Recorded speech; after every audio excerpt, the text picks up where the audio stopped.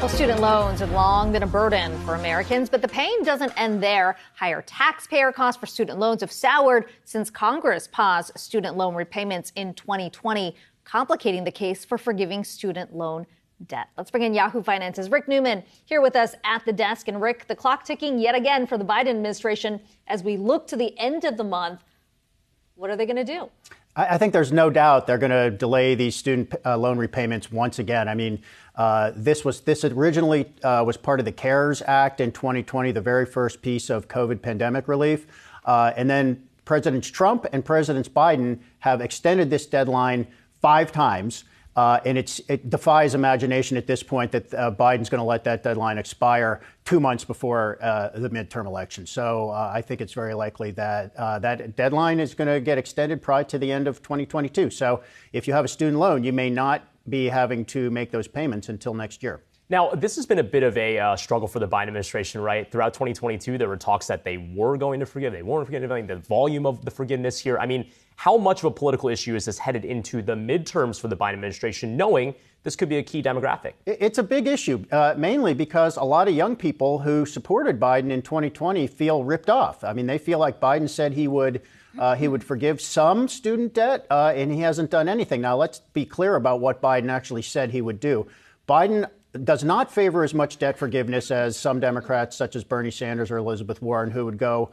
Bernie Sanders would forgive all of it and make college free. And Elizabeth Warren said, let's forgive up to $50,000. So Biden said that's too much. He favors $10,000 in debt forgiveness. But key thing here, he wants Congress to do it by passing a law. And Democrats don't have the vote to do that. So that's why some Democrats are pressuring Biden now to do some kind of student debt forgiveness by executive action, which he doesn't want to do, clearly.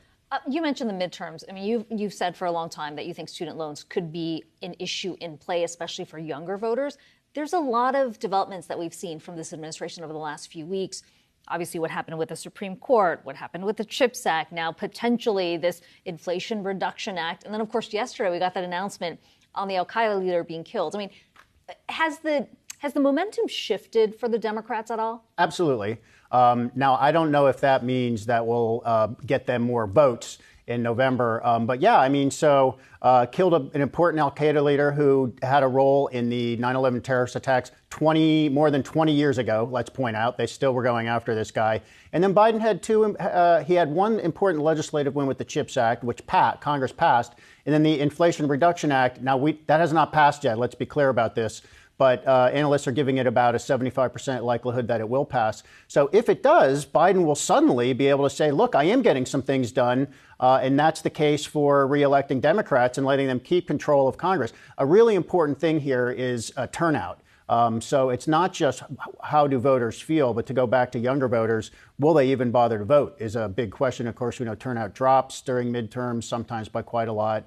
And some of those younger voters who wanted some action on debt relief might say, you know, you've done nothing for me, so I'm just going to sit this one out. The enthusiasm still on the Republican side. I don't know. We'll see. Yeah, 3 months until the midterms as a reminder. Oh, and by the way, there were some primaries, I think, today as well. Yeah, today. Yep. Yahoo Finance's Rick Newman. Thanks so much.